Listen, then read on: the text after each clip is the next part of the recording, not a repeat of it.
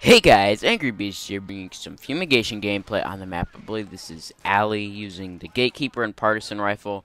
Now this gameplay is extremely long for a Fumigation game. I don't think it's possible to have a Fumigation game that is any longer than this. It's a very anticlimactic ending, but I had a lot of fun playing it. And it was just absolutely crazy. Another reason why I chose this gameplay is I believe I get 2 rampages in this game. Just wanted to show some of that stuff off. This is basically this game's version of quote-unquote kill streaks or death streaks, because you can only have one equipped at a time, which is nice. I mean, you're either getting rewarded for dying or you're getting rewarded for kills. You're not getting rewarded for both. And if Call of Duty did that, then death streaks I think would be a little bit more balanced. If you had to choose between either having death streaks or kill streaks, I think a lot of people would choose kill streaks 95% of the time, because no one really likes getting rewarded for dying. It just reminds them that they're doing bad. At least that's my opinion on it. So in this game, I'm using the Partisan with the red dot, and my Gatekeeper is my secondary. Exact same classes I used as the last gameplay I believe I posted in.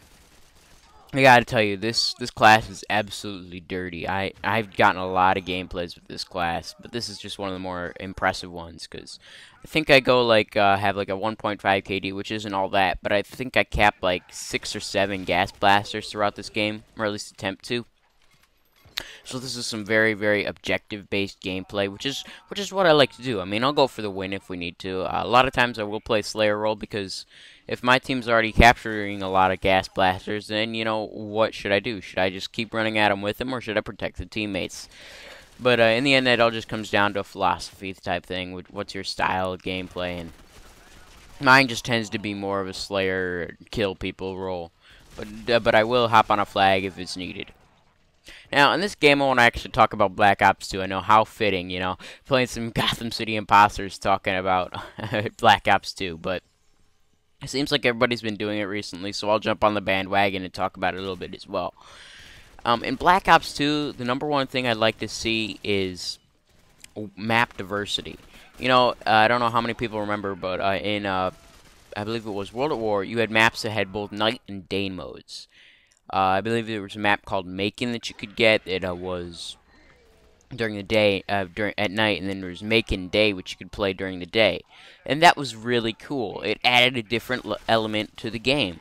A map at night plays totally different than a map during the day. I think it would be awesome to see an ability to change the time of day where the map is played. So, wouldn't it be awesome if you could play Dome in a night setting with lights inside the tunnels and all that? I don't know. Just a thought, throwing it out there. It'd be a really, really awesome, I think, if you could have a game where you could choose what time of day it's playing. Maybe even choose some weather elements. Like, you could have maps that have snow, or you could play like Afghan covered in snow would be awesome, in my opinion. Or you could play them in the desert. I mean, it's not that hard to code, you'd think, to have something at night. It's just a change of the lighting. But I don't know. I don't make the games. Just a little idea I had out there. And as far as perks go, I don't know. I watched Strong's Redemption's video talking about Black Ops 2 perks, and it's a good idea. Don't get me wrong. But I'm afraid of it being harder to get gameplays with obscure classes, because if I don't play with your setup for 10 or 12 games, then I won't get the same results that you would, because my perk setups would be different, because I generally like to play a different way. I mean, I guess some of that comes down to if you can have multiple characters like in the game and you rank up each one of them individually, and it's not really ranking up, more as teaching them stuff as you play and unlearning stuff as you don't use that style anymore. But I suppose if you did it like that, where you could have multiple characters, you have one for rushing, one for defensive, and one for objective, maybe then you could theoretically have a little bit more balance for people wanting to use different setups at different times that have different perks. But I don't know. It's an interesting idea. Another thing I'd like to see is grenade launchers and rockets and stuff.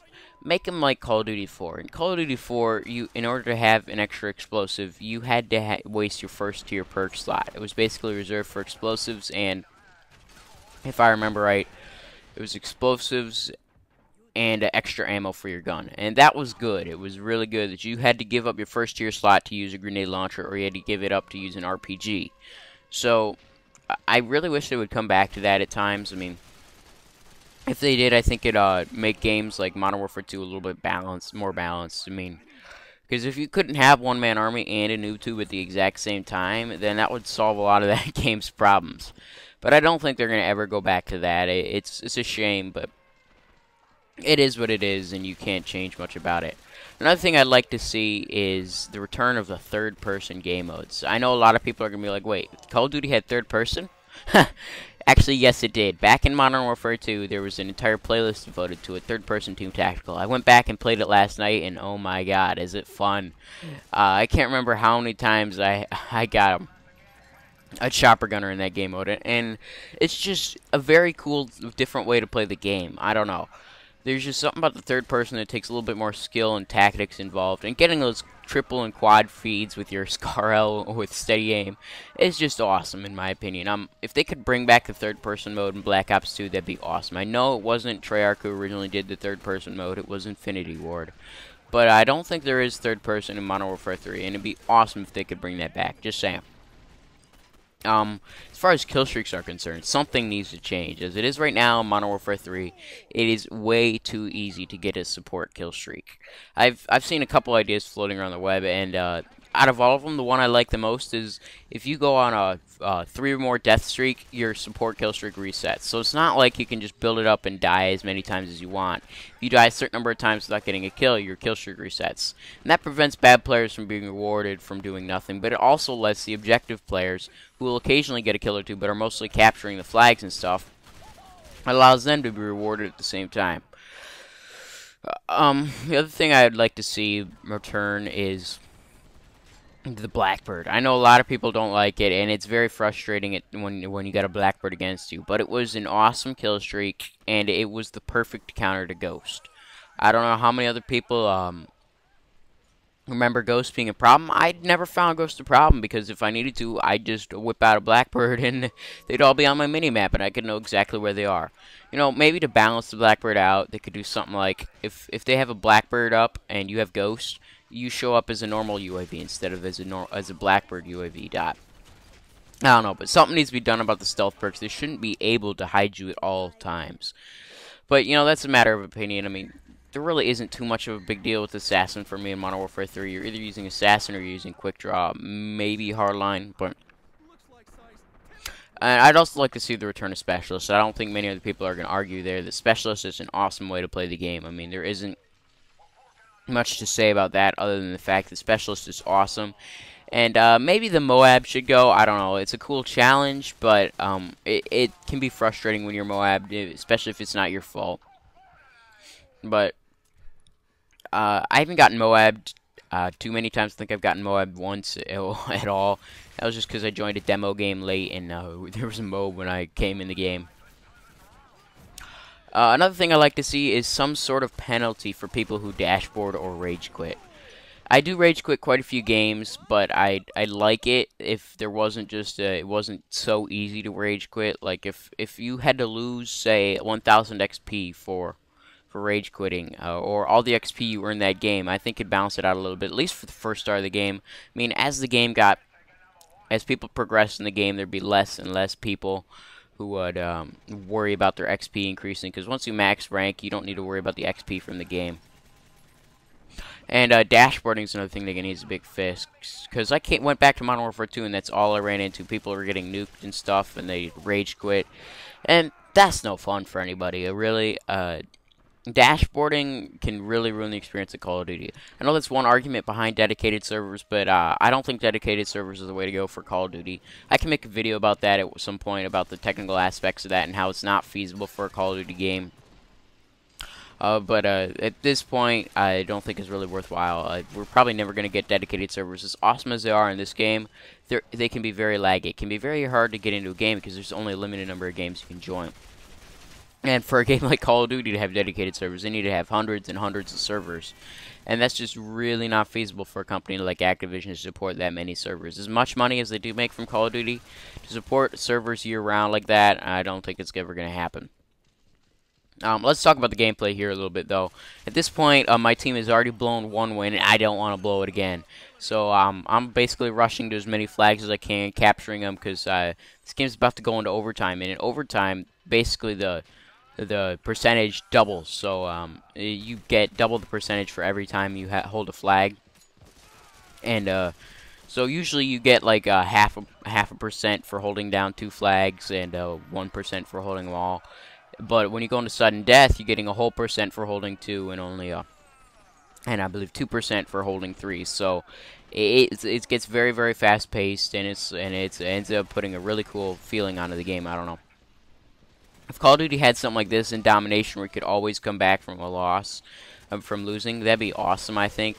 But Domination is in its own right a very fun game mode. But I think I like Fumigation a little bit better for some of the rule sets it has. Now, as far as my guns here, like I've said before, the Partisan Rifle is absolutely dirty. I mean, it's probably my favorite weapon in the game as of right now. I still need to get the Jackhammer unlocked. I haven't bought that yet. And I've seen a lot of people running around with it, and I think it does like some 50 damage per shot. And for being a fully automatic weapon, I think that's a little bit crazy, and you get like 100 damage for a headshot. Even though it is a heavy weapon, you see so many people running the heavy body type with it.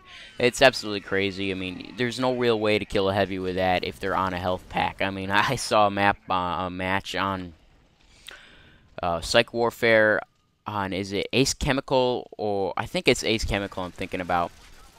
Or no, Gotham Light Power, sorry. Where this guy literally just sat on one of the health packs the entire game and just killed them off their spawn. And something about that needs to change. I think that's a gun that needs a little bit of a tweaking. Guns like the Shredder and the Deep Freeze aren't too big of a deal to me. I mean, the Shredder is very hard to get a kill with, at least for me. I can't hit a guy enough times. Oh, and right here, this guy. Oh my gosh, he's so frustrating right here. He's got like completely infinite health with his katana and body armor, and it's just fun to just run around seeing those type of guys playing the game, because it's absolutely ridiculous to see a guy who's that big running around with a sword and chasing you around. But at this point in the game, we're getting triple capped, and it's already in overtime, so we're losing XP, I mean not XP, percentage by the second. I'm like, okay, let's bring this back, let's win this game. So I'm just at this point just trying to run between the flags saying, come on teammates, let's cap a flag, and luckily my teammates do. But this game actually ends up being a tie at the end. It's like so close at the end, but we do tie the game, and I don't think it's actually possible to get a game that's any longer than this in Fumigation, because we went through the entire regulation with nobody winning. We were really close. I think we were 2% away at one point. And then what happens in the middle is we blow a lead, we almost lose in the middle, and then over here in overtime it gets close again, but we end up making it a tie. And it was a fun game to play. I gotta believe 2 or 3 rampages in here. I hope you guys did enjoy it. It ends up being a 36-20 with the Gatekeeper and the Partisan Rifle.